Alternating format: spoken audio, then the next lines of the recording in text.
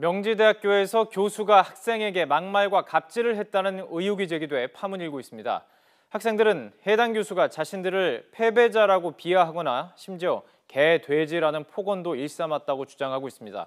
취재기자 연결해 보겠습니다. 박서경 기자. 네, 사회부입니다. 자, 구체적으로 어떤 막말과 또 갑질을 한 건가요? 네, YTN이 확보한 녹취에서 해당 교수는 시종일관 학생들을 패배자라고 비하했습니다. 또 자신이 소속된 학교까지 무시하는 태도로 일관했습니다. 심지어 수업 도중 학생들을 개, 돼지 등의 짐승에 비유하면서 모욕적인 말도 서슴지 않았습니다. 폭언뿐이 아니라 학생들에게 종교 활동을 강요하고 개인적인 업무를 시키기도 했습니다. 의아해하는 학생에게는 교수가 일 시킬 때 수업과 관련 있는지 검증받아야 하느냐며 되레 심한 말로 질책까지 했습니다. 네, 박 기자가 정리한 내용만 들어도 정말 참지 못할 만한 내용이었던 것 같습니다. 학생들이 단체 행동을 했다고요? 네, 견디다 못한 학생들이 학생회의에서 안건을 제시했고 30명이 뜻을 모아 지난 3월 학교에 탄원서를 냈습니다. 이후에는 갑질을 규탄하는 대자보가 캠퍼스 곳곳에 붙었습니다.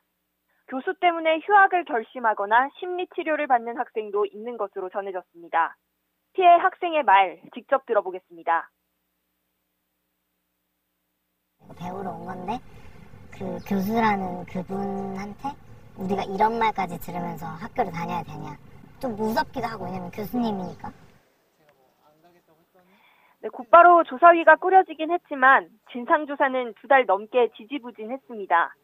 그러는 동안에 피해 학생들이 가해 교수에게 불려가 면담을 받는 일도 있었습니다.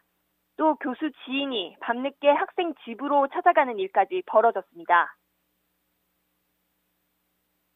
학교 측에서 사실 조사를 하고 있었어요. 근데 교수님은 이제 학생 개인 정보를 볼 수 있잖아요.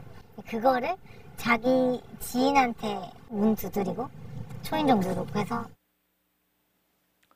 이런 피해를 입은 학생들에 대해서 이렇게 찾아가는 것도 좀 정상적이지는 않은 것 같습니다. 상황이 심각한데 학교나 교수는 어떤 입장을 보이고 있나요?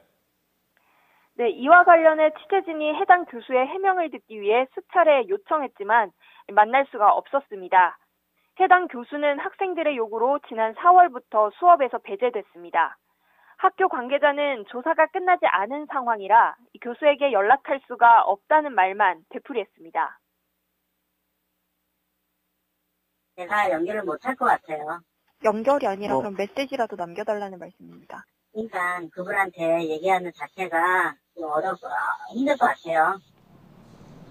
또 명지대 측은 학생들이 붙여놓은 대자보 옆에 학교 측 입장이 담긴 성명서를 붙여뒀습니다.